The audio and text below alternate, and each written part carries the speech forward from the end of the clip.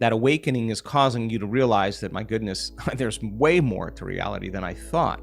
Now, that information is specific and important only to you.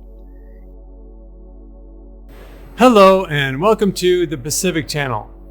In this video, Dr. Joe Dispenza talks about the quantum physics theory of multiple realities and how it's a scientific fact that we perceive only 1% of reality.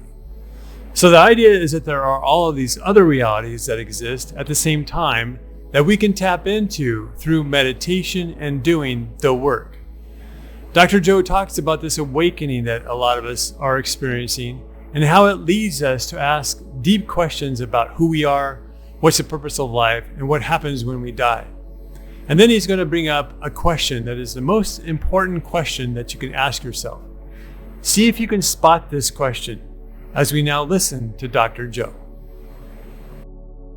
It is a scientific fact, I just read this, that the probability that we're perceiving less than 1% of reality is 100%. Now, I don't think people take the time to really think this all the way through and contemplate it, because you can't exclude yourself from that equation. There's a lot of ourselves that we don't know about, or it's unknown to us.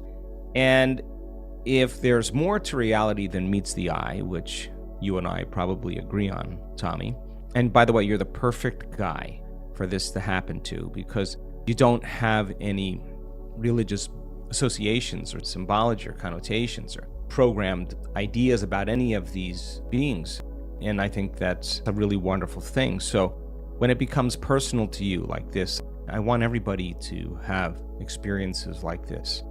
It's so important for us to see that there's a realm that is so real, that is just as real as this realm, that has nothing to do with our interaction in this environment through our senses. Our senses are actually only for this environment, for this reality, but there are infinite other realities that you can't experience with your senses. You experience them here. So when your brain starts getting tuned, and it really does get tuned, there's only one other place where information can come from. Now think about it. Information is not a thing. Even in 3D world, when you gain information, it's not a thing. It's a bit, it's a concept, it's an understanding, it's an abstraction, right? So if you're not getting information from your experience by light bouncing off of objects and things and people and giving the appearance of separation and density and all that stuff, then there's only one other place you can get information from, and that's frequency. And frequency carries information. So when there's a good tuned nervous system, it makes sense then that you can begin to become aware of unexpected things. Now, I love the word unexpected. I love that you use that word, because unexpected is unpredictable. And unpredictable is the unknown, and that's quantum. And so the fact that you're having unexpected experiences that you would never expect with whoever that is that's capturing your attention must mean to you on a very personal level, Tommy, that there's more to reality for you to experience. And your preoccupation with the outer world will start to diminish, because nothing new is happening out there. You can predict everything. It's pretty much the known. For me, nothing getting me out there too much these days. But your interaction in a whole different realm and getting information from that realm that's transcendent of your senses, that's energy, is that 99.99999% of reality that all of this is made up of, is energy. So shut the lights out in the world, just turn the sun off for a minute, and no longer any visible light, then you would have no perception really of this three-dimensional reality. The blackness that's created from the absence of light would cause you to realize that, my goodness, the Earth is just a speck in the infinite space of galaxies and universes and everything else. Well, that same infinite space that is everything else other than matter is the same infinite space that makes up the atom, which is mostly space. So there's nothing really material. All matter is immaterial in a sense. It's just the slowest frequency, right? So you're picking up other dimensions by tuning into energy and frequency that's carrying information, and it's changing you,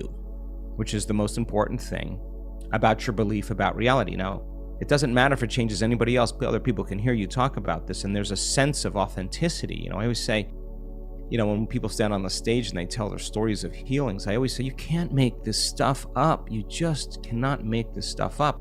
The experience is just way too authentic. So your authenticity around this experience is kind of shocking you. The unexpected is actually creating an awakening. That awakening is causing you to realize that, my goodness, there's way more to reality than I thought. Now, that information is specific and important only to you. It's not like Saint Germain has a message for your cousin or your brother. Your interaction with these new friends of yours is equal to the question that you ask: who am I? What is my purpose in life? What happens when we die? What is the greatest possibility for me in my life at this moment? What am I not aware of that I should be aware of? And these are questions that you would want to have in a conversation with some of your new friends. These are bigger questions like, who won the game last night? Did you see what happened on the news? Did you see who got the new car or who died? This is a different conversation that you can't have if you truly want to evolve. And so the information you get is relevant to you. The emotion, this is a big one for me. The emotions that I feel from experiences like that are the important point. That's what causes me to remember the event. And so I've had experiences where I've had such profound feelings in another place other than this reality, and the feeling I brought back into my body was as real as any feeling I would have in this world. It caused me to start to think, well, where is reality anyway? Like I'm just plugging back into this one because I'm becoming aware that I'm here, but this one didn't exist when I was aware I was somewhere else. And so this is a process, and you're changing beliefs on a very visceral and a very deep level. Because this doesn't happen to everybody, and if it does happen to people, then they have to go see somebody professionally, at least in the past, because you were having hallucinations, right, and fantasies.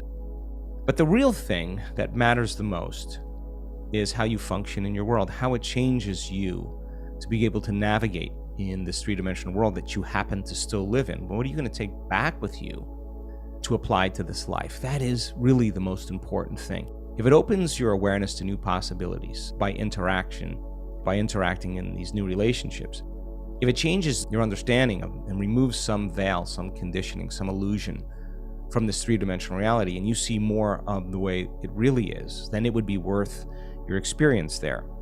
And I would respect it quite a bit, and I wouldn't be asking, meaningless questions. That would end the relationship. I think that, the interaction so that you can take something back and remember. And sometimes I say, I swear I'm going to remember, and I don't. Sometimes it's difficult bridging back.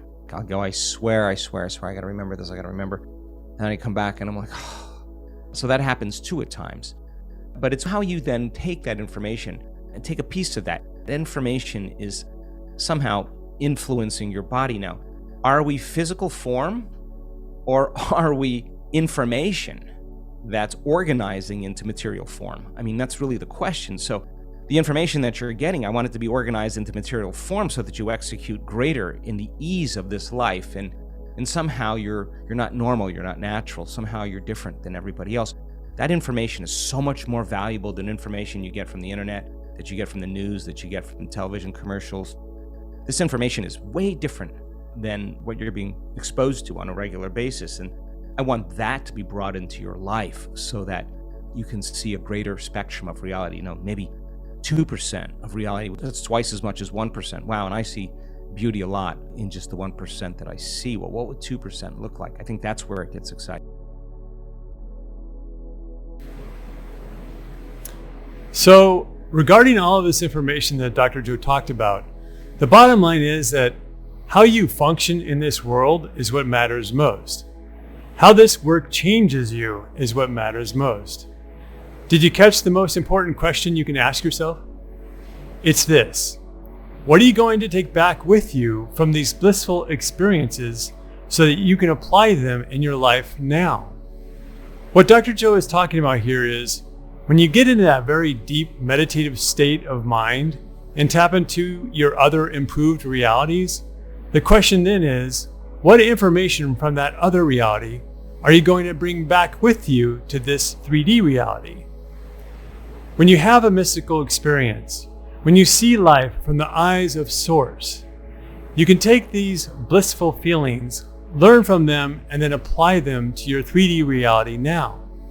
As Dr. Joe said, if you can just tap into 2% of reality, that's twice as much as the 1% that most of us are limited to. And that's the really exciting part. If you like this video, please like and subscribe. And if you feel like leaving a comment about this video, please do so. Thank you and have a great day or night.